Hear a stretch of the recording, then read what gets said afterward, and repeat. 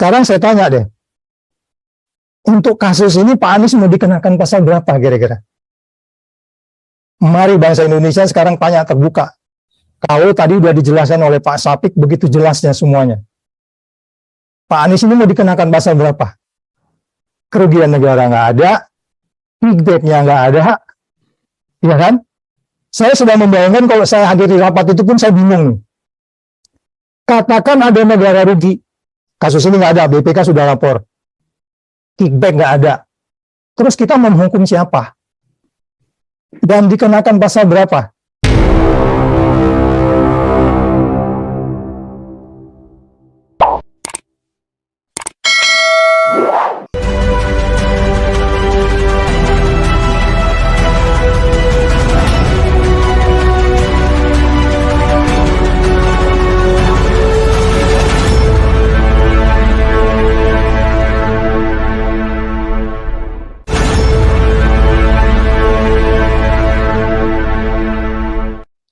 Assalamualaikum warahmatullahi wabarakatuh. Kembali berjumpa dengan saya Ersmun Arif dari Forum News Network.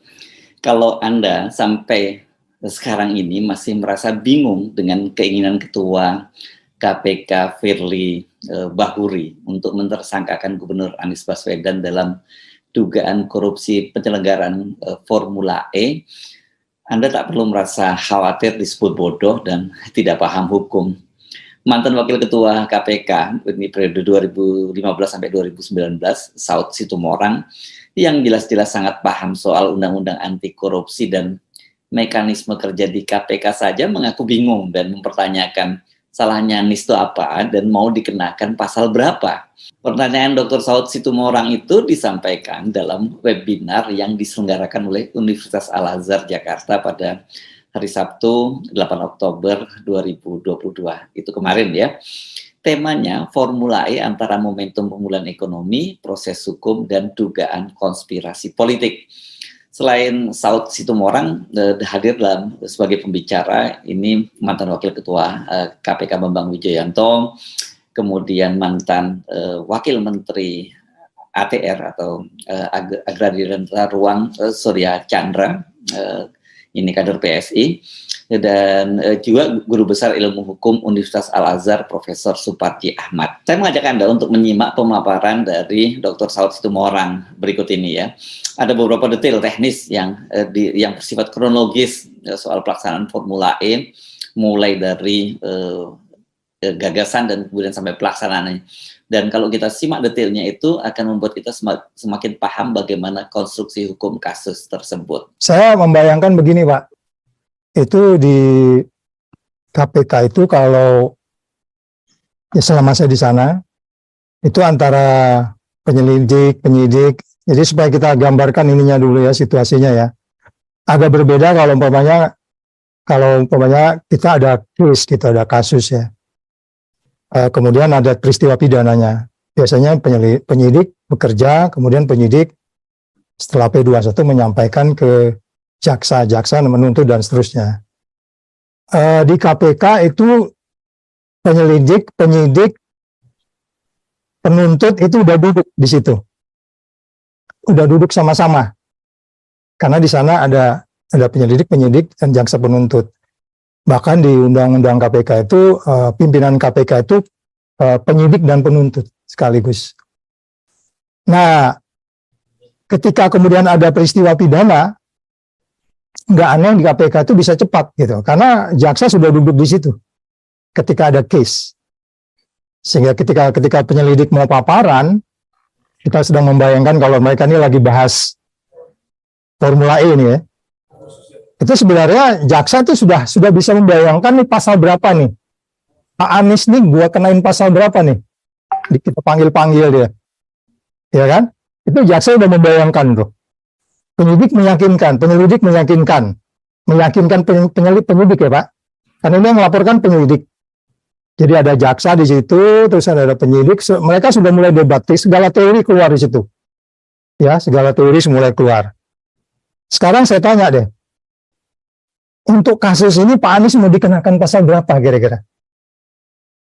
Mari bangsa Indonesia sekarang tanya terbuka. Kalau tadi udah dijelaskan oleh Pak Sapik begitu jelasnya semuanya. Pak Anies ini mau dikenakan pasal berapa? Kerugian negara nggak ada, kickback-nya nggak ada, ya kan? Saya sudah membayangkan kalau saya hadir di rapat itu pun saya bingung nih. Katakan ada negara rugi, kasus ini nggak ada, BPK sudah lapor, kickback nggak ada. Terus kita menghukum siapa? Dan dikenakan pasal berapa? Kalau kita bicara, ya kan, di buku ini, membasmi, memahami untuk membasmi, ini buku yang paling boleh dibilang kitab sucinya orang KPK gitu. Pasti buka-buka ini. Kalau saya katakan pasal 2, setiap orang unsur-unsurnya memperkaya diri sendiri. Pak Anies memperkaya diri sendiri nih. Memperkaya orang lain atau koperasi. Ada itu memperkaya. Orang tadi itu aja harganya non-negotiable tuh Pak Sapik bilang. Benar nggak Pak? Non-negotiable, nggak bisa lu nggak mau ya udah lu pergi, nggak usah bikin formula. Itu si Longo itu ngomong begitu. Ya Longo ya Pak, sama. Ya kan? Ya ngomong begitu. You take it or leave it gitu ya. Nah, kemudian unsur-unsur lain dengan melawan hukum, mohon hukumnya gimana? Nah, ini mungkin bisa berdebat. Kan tadi sudah dijelaskan proses-prosesnya. Pemerintah pusat yang bahkan diberitahu begitu ya. Kemudian merugikan keuangan negara. Kan unsur-unsurnya pasal 2 di situ. Kemudian kalau kita pakai ke pasal yang enggak, kita pakai pasal yang lain. Kita punya bukti pasal yang lain. Pasal yang mana? Pemerasan. Ada Pak Anies pemerasan. Ada perbuatan curang. Ya kan? Coba deh dari 30 bentuk korupsi itu, yang terdiri dari 7 macam itu, mulai dari pemerasan, perbuatan curang, kerugian negara, pemerasan. Pak Anies ini mau dikenakan pasal berapa gitu? Ini kita bisa berdebat nih, Mas Apik. Nah, coba saya mau merevisi sedikit, belum merevisi, saya mengulangi sedikit lagi. Mas Apik, karena waktu saya 20 menit, saya diberitahu ya, kalau kelewatan ya. Pak masih panjang, Pak. 11 menit lagi. Tadi udah clear ya. Pertama udah clear ya, kalau kita bicara. Apalagi kalau kita bicara kerugian negara. Nah, kerugian negara itu kan sebenarnya kalau ada yang melawan hukum, ya kan, unsur pasal 2 itu kan kerugian negara dan melawan hukum. Itu sarananya. Jadi kerugian negara, terus melawan hukum. Tapi esensinya sebenarnya adalah, ada nggak yang saya sebut di bagian depan tadi kickback itu? Ini kita sering berdebat di dalam paparan paling sering begini nih Pak. Pengalaman saya 4 tahun di sana. Ada Pak Saud rugi negara. Iya rugi. Terus gimana? Ada kickback Kak? Nggak ada. Terus mau kejar dong? Nggak ada Pak. Terus gimana dong? Nah ini perdebatan yang menarik ini. Dan biasanya kita nggak ngambil resiko di situ. Karena memang persoalan mengenai pasal 2 itu kan perdebatannya panjang sekali tuh pasal 2 itu mengenai melawan hukum merugikan negara. Itu pun ada kalau nggak ada kickback itu terjadi perdebatan. Ini menarik. Nah saya kembali ke belakang sedikit untuk menjelaskan, merangkum yang disampaikan oleh Pak Safik tadi. Ini ada gambar ya. Kelihatan nggak Pak? Sudah Pak, udah kelihatan Pak. Kelihatan ya. Kalau kita lihat formula ini dimulai dari, tadi Bapak jelaskan, ini saya mendengar tapi nggak tahu.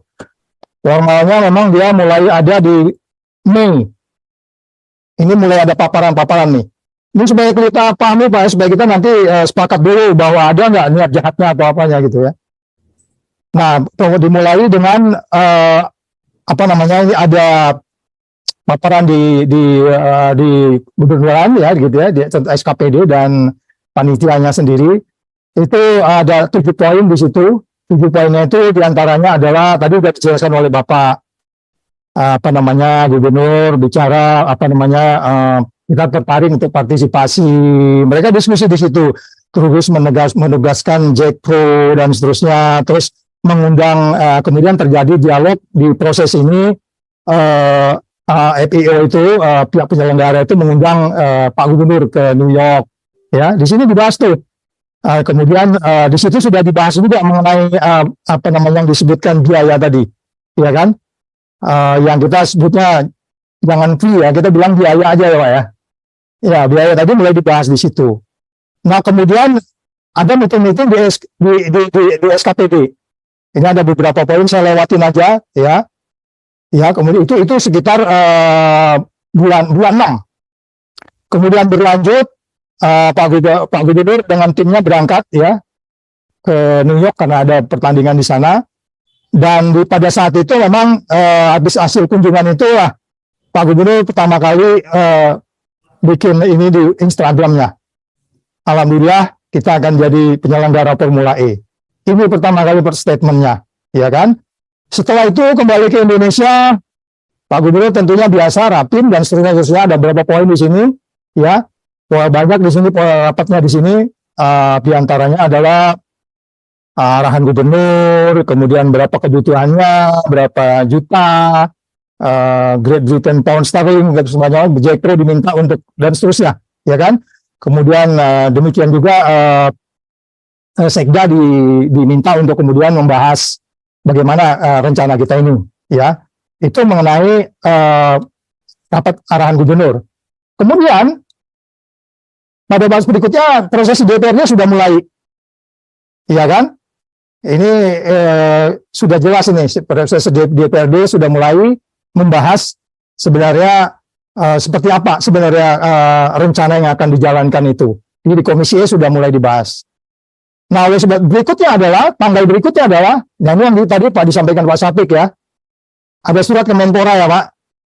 Ya, ini jelas ini ada surat ada dua poin itu surat ke Gubernur ke Menpora itu intinya adalah bahwa akhirnya Menpora menjawab silakan dijalankan tapi harus bersumber dari APBD dan seterusnya. Berikutnya adalah negosiasi dari yang tadi disebutkan oleh Bapak City House Agreement, ya. Di sini disebutkan angkanya.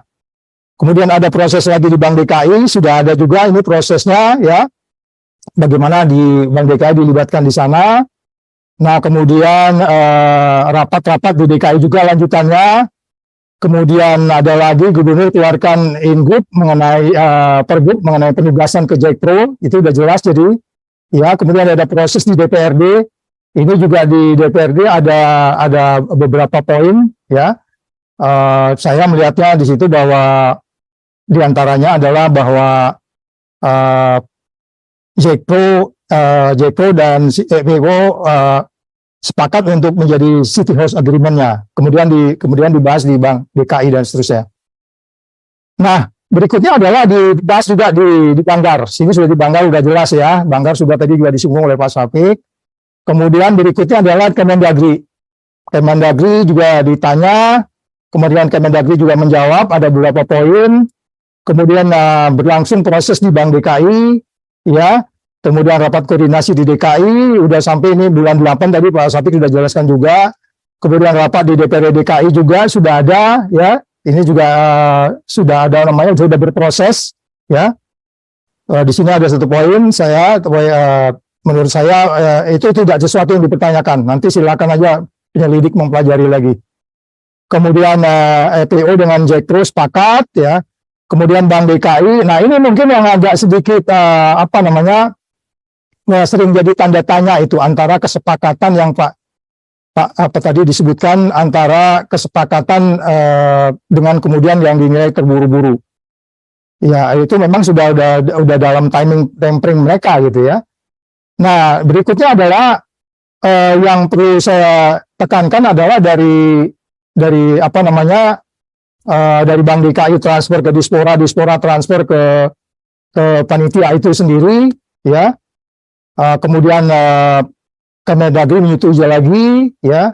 Kemudian saya lihatkan lagi di sini mengenai Perda yang tadi APBDP tadi yang sudah dibahas, yang sudah disebutkan juga oleh Pak Sapik tadi. Nah, saya hanya mau menekankan di bagian ini adalah proses-proses menjelang masuknya ke peristiwa yang kemudian ada proses COVID, ya. Di proses COVID ini memang ada beberapa yang menarik ya ketika COVID.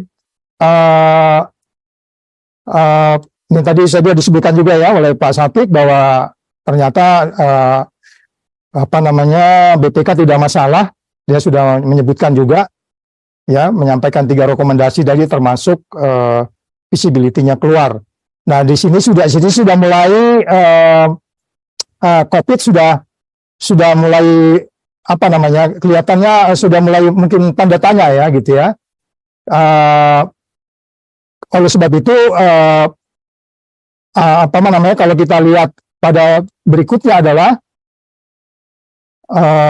di sini saya mau menekankan mengenai transfer yang disebutkan oleh Pak Sapik tadi, bahwa ada proses yang di dalam proses transfer itu yang hanya tempo berapa jam.